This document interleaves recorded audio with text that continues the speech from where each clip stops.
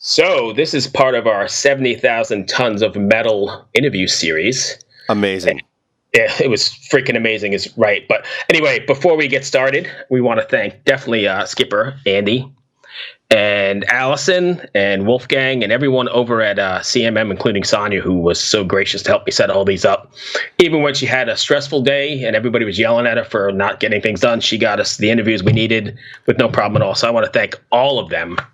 Amazing. And for an amazing time. And if you want to know more about 70,000 tons of metal, just go to 70,000tonsofmetal.com. And I suggest you do, because really there's nothing like it. This was round 5 for me, I believe, and there's really nothing like it. So do that. All right.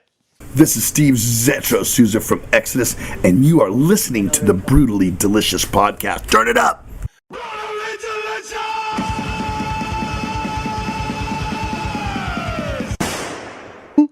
Hey, welcome to the Brutally Delicious podcast. I am Bruce. I'm sad. My name is Chris. Chris is sad because today we're going to continue with interviews from 70,000 Tons of Metal that I was at. And I was not at. And Chris was not at. So he's just going to rub this in every fucking week. Right. So at least for the next 5 or 6 episodes we got here. Got some great interviews on the boat, as you know, and today we've got Steve Zetro from Exodus.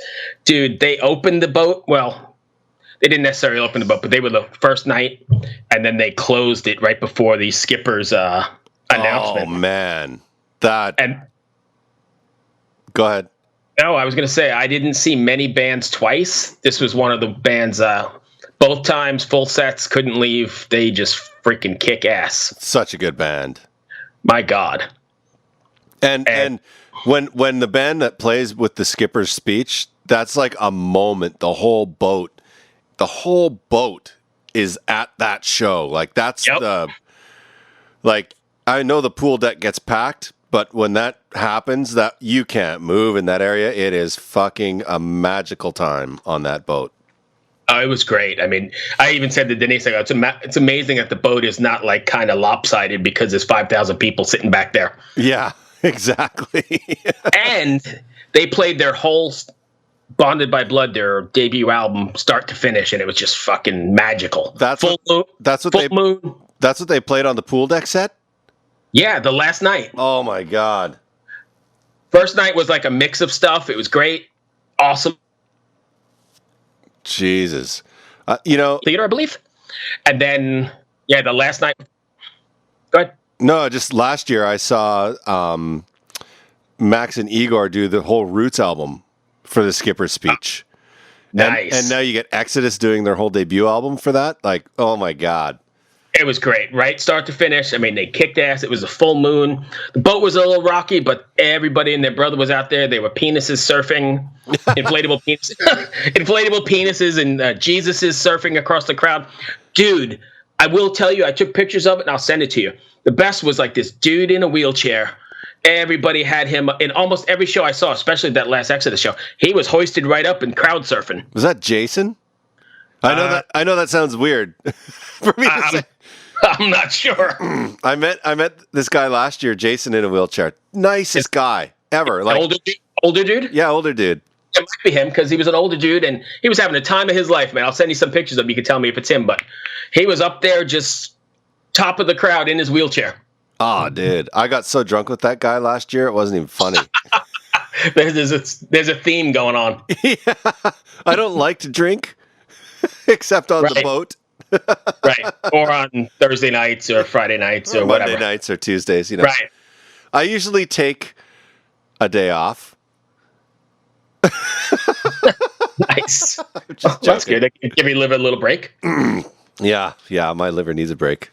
But yeah, Exodus just freaking tore it up, and Gary Holt being back in the band after being out on the road with Slayer for a couple of years it was pretty great. And I hate to use the word because I've said it already and it sounds corny, but it was magical. It was absolutely stellar. Oh, I bet. And Zetro's a great guy. I've spoken to him before. We actually had a long conversation about my Blue Yeti microphone because he's got his own podcast called Zetro's Toxic Vault. Oh, wow. Yeah, we had talked about like the Blue Yeti microphone. He was looking for microphones and he loved it because we played back the quality. He was like, hey, that's a pretty good microphone. So he's trying to we talked about gear for a little bit, and I'm hoping we can try and put something together, at least cross promotion or even, working together at some point. Oh, absolutely. And what an honor to have a guy like that on our podcast. Are you kidding me? He's amazing. Super nice guy. Super, super great. When I first got there, he's like, hey, I hope you're not going to ask me any stupid questions because I'm not going to answer like any questions about Kirk Hammett from Metallica being in the band 30 years ago. If that comes up, I'm getting up and walking out the door.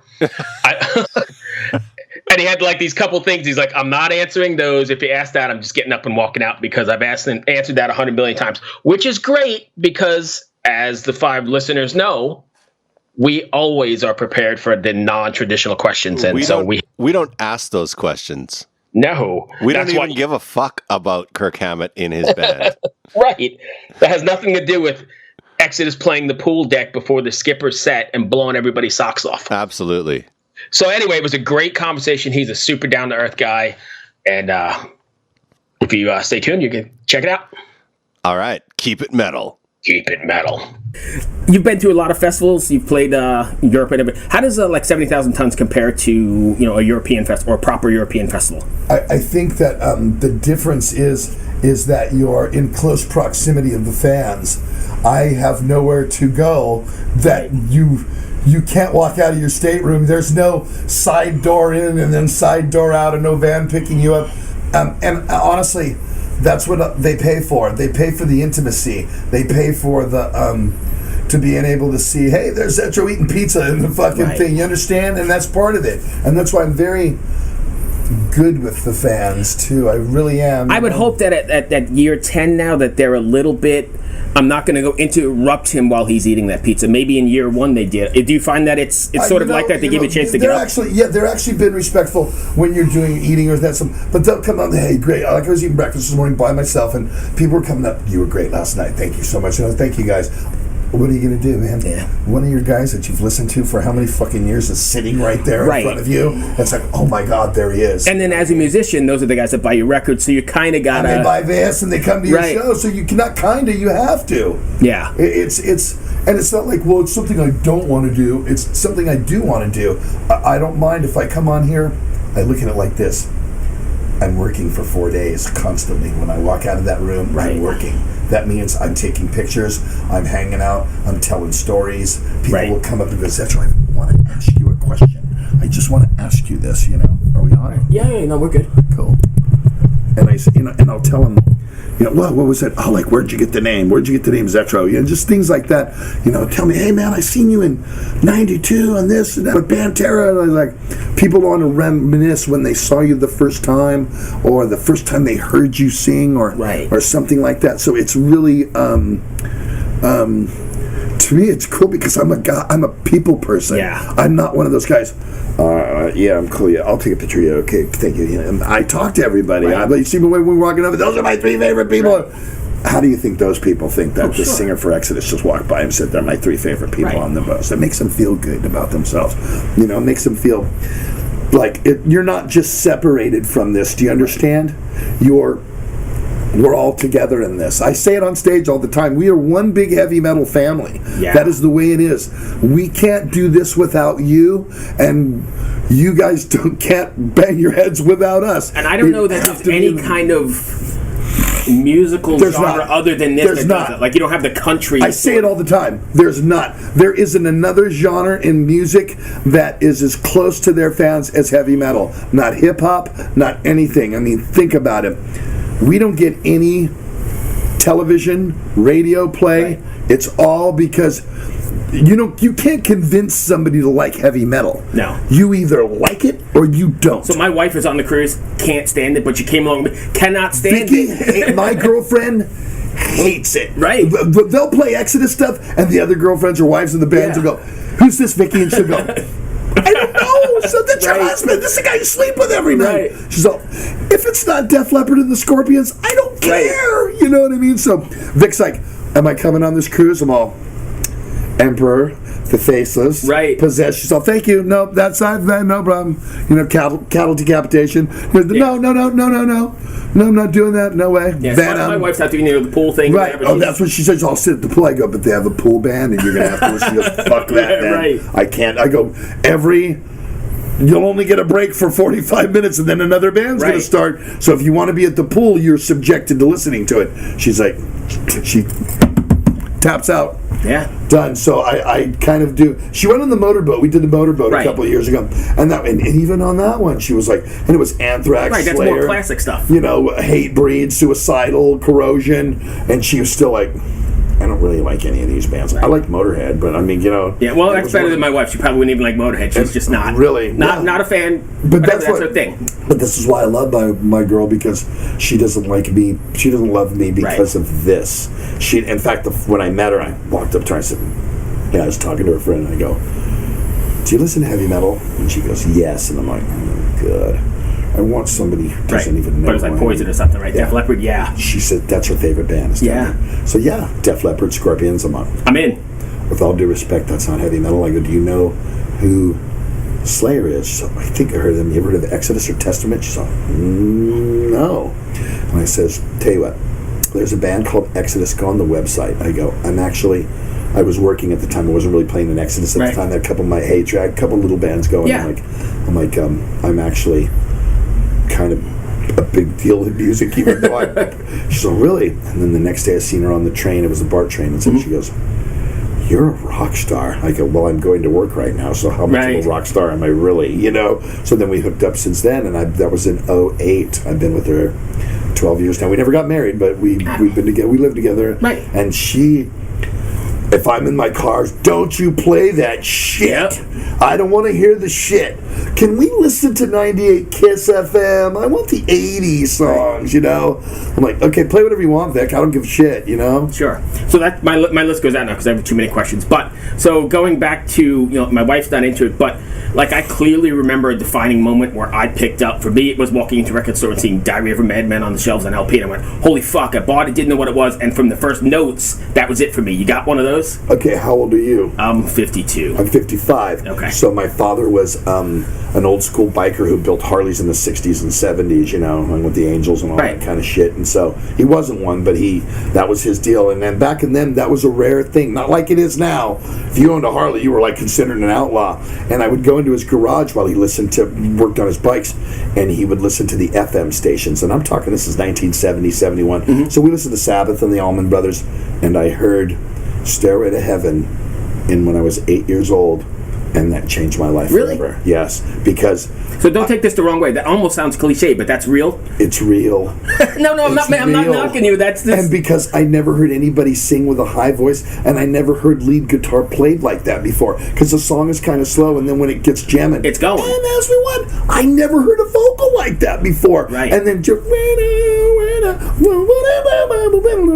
I know the lead in my head. Right. And I was like, what's this? So for my 8th birthday, my dad took me to the record factory, and we bought an 8-track tape of Led Zeppelin 4, and it just come out previous. And then I was in 4th grade, I think, and by 6th grade, Souza listens to acid rock. Man, Souza listens to... It wasn't metal yet. It was Souza likes Alice Cooper. Souza likes, and I would listen to the Osmonds or Michael G. Because there's that one thing that gets in your blood. For me, it was Diary of a Madman. I heard Randy... Oh, my God. That was that... Over the Mountain. I saw him. I saw them twice live. I missed it. Twice. I seen him open for Motorhead. I seen Motorhead open for them. Wow. At a Santa Cruz Civic Auditorium with about 1,500 people. Yeah, that's... It was Ozzy's first tour, Blizzard of Oz. I had tickets on that tour, a couple weeks prior to, or after his accident, and then it got postponed. Then Brad Gillis, I think, was in, and it was well, I seen him the year prior, and then I seen him in that December for Diary tour, because they were on tour for Blizzard, although the records were recorded simultaneously. That's what I heard. Yeah, and so thank God, or we wouldn't have Diary. Right, because he was gone, and so he, I met him too. He was really cool, and I just really quick. So I was like, I did security at Bill Graham. Bill Graham was a huge promoter, and I did security there, and I'm out at the soundboard. My job was that day to make sure nobody leaned on the rail, and during sound check he came down and walked around, and I'm like, you lean anywhere you want. No, he walked up. There was nobody in the crowd yet. Gotcha. The crowd wasn't in yet, and I said, I'm just a huge fan. He's like, I'm Randy, nice to meet you. I'm like, just humble dude. With this deep voice. Really? Yeah, he talked like that. I Randy. would have never imagined that. Randy, he didn't talk like it was Randy. I'm Randy. How you doing? So it was cool. And I mean, I'm still very metal. in my car, it's like, you know, and I go for, I mean, I had this Crocus thing going on last week where I was just listening to Crocus. Wow. But I'll go like Screaming in the Night kind of stuff? Yeah, all that era. I was listening to a Headhunter and all that stuff, you know. Yeah. Tonight, long stick goes boom. I love that. I get in Saxon kicks, Merciful Fate, and then I'll get on a punk kick and I'll listen to the Ramones and the Sex Pistols and, you know, Rancid for. Sure. I get on these kicks, but it's always heavy aggressive music. Yeah. Aggressive. And I'll go to the gym. I go to the gym 6 days a week, and I get in there, and some days I gotta put Slayer in there. That's my minute. 1 minute. All right. I don't know where we'll go from here. So let's. I had too many questions. Where do we go? From here? So at a festival like this, and I guess everywhere you've been, you're seeing multi-generational kind of things going on now. How great is that? I mean, because longevity is in multi-generations. And we did a meet and greet last year. It was one, I remember, because it was grandfather, son, grandson, 3 generations of fans, and I was blown. Because I know I bring one of my kids, the other one's not into music at all, but the one goes with me everywhere. You know, mine are in their own band. Yeah, I know. We've talked about Hatred, right? Yeah. Fuck, and they kill it, and they just kill it. So it's the next thing. That's kind of cool. I mean, it is cool. It is way cool. Last one, and then I know we're going to go on. Do you ever imagine you'd still be doing this 40 years later, 50 years, whatever it is? No, we talked about this in the 80s, and we are fat now. So we said, look, dudes, we'll be on that. Hey, man, I need an oxygen tank to go do this. Think we'll be doing this in the 2000s? This is for the 80s. We were like, maybe not the way we were going, but we're still here, and we're pretty close to. I mean, me and Tom and Gary are. It's usually hard to get 3 or pretty. I consider myself an original because Bonded came out, and I joined after that. And I think I'm Bruce Dickinson. Paul did the two. I just say Brian Johnson. It's the same. I think the band was built on me, even though that is such a very monumental record. All right, what is up? It is Pathos back here once again with a tastefully delicious pick of the day for you right here on the Brutally Delicious podcast. Hailing from the cold Nordic winds, I bring you Enepsigos on Osmos Productions' true Norwegian Black Metal. The track you hear underneath me right now is Cups of Anger, which is going to be out on their new album Wrath of Wraths, out on March 27th, wherever fine black metal is sold. Cups of Wrath was also released via black metal promotion on YouTube, so make sure you check them out there. All right, the first thing you're going to notice when you listen to this track is the monolithic sound that literally freezes the blood within you. This isn't like more traditional second wave black metal with lower quality production. This stuff sounds good, guys. I mean, the atmosphere that they add in over the top, it almost gives a sense of what some of the doom bands do out there, like Incomphination. It's just literally the sound sounds as big as the sky is the only way that I can describe it. But they don't just leave it there. They go into the traditional side of things too. They're bringing in those blast beats, very reminiscent of Emperor and Dark Funeral. Even as you go further into this track, they bring in the Orthodox chant, reminiscent of Batushka and Hesychast.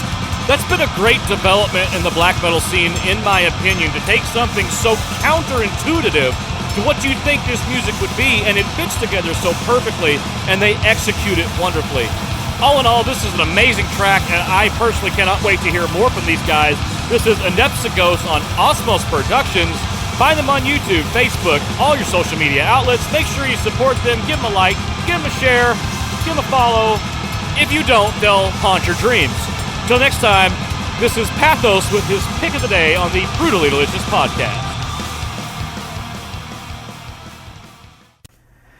Good morning, class. Today's obscure horror movie review goes to Michael Thomas Daniel's 2019 release, Get Gone.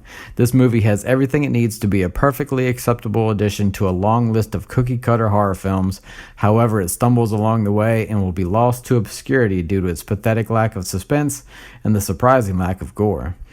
Starting with a good mix of characters to be fodder for a duo of Leatherface-like killers living in the woods of Oregon, one would think that this movie is off to a good start.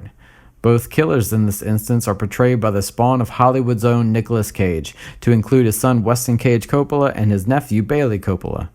The duo try to make the most of their sadistic characters, but aren't left with much to work with due to the inept writing and the directing by Daniel.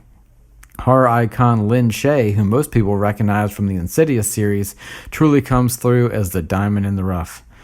The film focuses on a group of urban legend hoax exposers who take a team-building trip into the woods where the supposed clan of Maxwells, to include the freakish albino brothers, are being driven from their land. The team's backstory and the reason for the whole trip is only given enough details to be made confusing. And in fact, they have absolutely nothing to do with the reason the Maxwells are being removed from their property by an energy company. The film could have been salvaged with the inclusion of a set of mysterious and disturbing antagonists. However, there is nothing about the Maxwells that is left unsettling. All of the Maxwells, to include the two sons, Patton and Apple, have plenty of dialogue and are seen far too often and clearly to be made mysterious. And the laughable makeup work to turn the killers into creepy albinos is absolutely appalling. The character of Apple has a fascination with masks, which just leads him to being a cheap knockoff version of Jason or Leatherface. This leaves Get Gone as just a haphazard imitation of far more memorable horror movies. Hello out there! Yes, hello out there, everyone. I'm Hal Schwartz. And I'm Flynn McLean. Together we host None But the Brave, a podcast dedicated to the music and career of Bruce Springsteen. Bruce and E Street Band are on tour right now for the first time in 6 years, and we're taking a detailed look at what's happening on stage in our bi-weekly episodes. We've also been recently joined by some very exciting guests, including rock journalist Warren Zanes and Stephen Hayden, Backstreet's Magazine founder Charles Cross, and Barstool's Kirk Minahan. If you're a diehard Springsteen fan, this is the show for you. So please subscribe to None But the Brave on your favorite podcasting platform, and we hope to see you further on up the road. Thank you so much. We'll be seeing you.